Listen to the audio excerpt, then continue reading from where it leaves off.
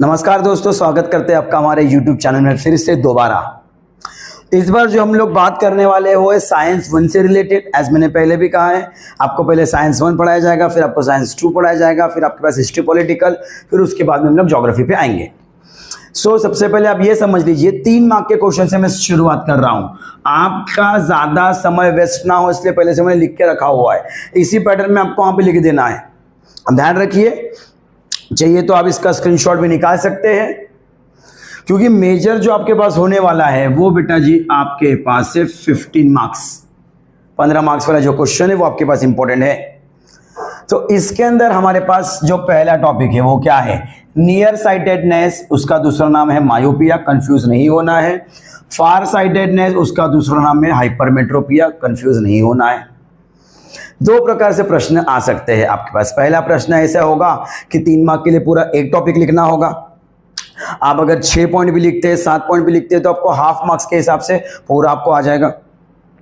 दूसरा आपके पास तरीका ये होगा कि आपको डिफरेंस बना के देंगे कि डिफरेंशिएट कीजिए दोनों के बीच में, तो वो टाइम पे भी अच्छा ही है। उस प्रकार से मैंने आपके लिए पॉइंट्स लिख के रखे हुए हैं। यहाँ का पॉइंट, यहाँ का पॉइंट, दोनों अगर राइट होंगे तो आपको हाफ मार्क्स मिलेगा। 3 मार्क के लिए अगर प्रश्न आता है तो आपको 6 पॉइंट्स लिखने होंगे। ये दोनों राइट है हाफ, ये दोनों राइट है हाफ, इसी प्रकार से आपको 3 मार्क्स पूरे मिलेंगे। और ये श्योर शॉर्ट मार्क्स है, तो आपको इसके ऊपर ध्यान देना। सबसे पहला पॉइंट आपके पास क्या लिखना है? Eyes can see nearby object clearly but distinct object appear indistinct.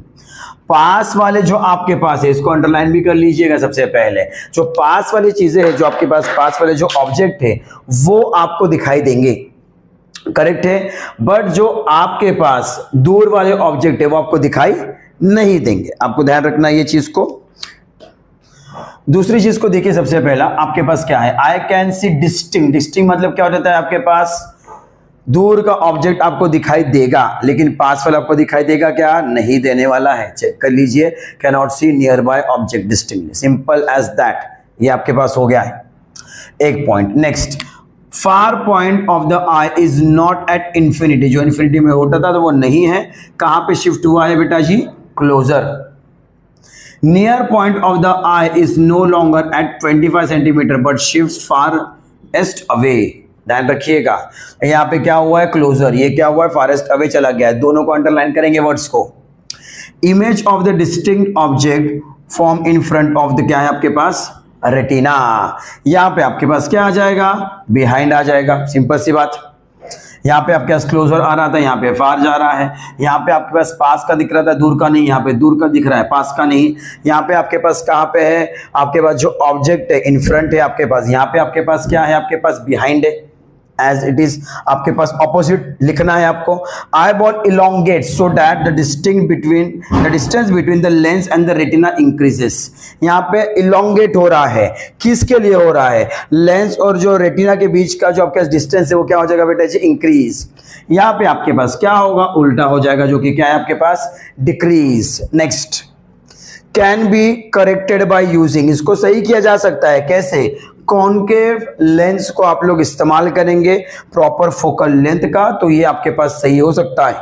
दूसरा, can be corrected by using concave lens with proper convex lens with proper focal length. ये वैसे हो सकता है। Next, focal length of the concave lens is क्या है आपके पास? Negative. ये बेटा जी क्या है आपके पास? पॉजिटिव। ये आपके पास 6 पॉइंट है, इसी प्रकार से आपको लिखना है। मैं आपसे रिक्वेस्ट करूंगा कि ये आपको मिलने के बाद आप इसको 2 बार 3 बार 4 बार जितनी बार लिख सकते हो आप इसको लिख लीजिए, ताकि वहां पे आपको 3 से 3 मिले। हमारा टारगेट है 40 on 40 science 1, 40 on 40 science 2, 40 on 40 history political, 40 on 40 geography. तो उम्मीद करता हूं कि आज का लेक्चर आपको अच्छा लगा होगा। हमारे चैनल को आप सब्सक्राइब कीजिए। अब मिलते हैं अगले क्वेश्चंस के साथ।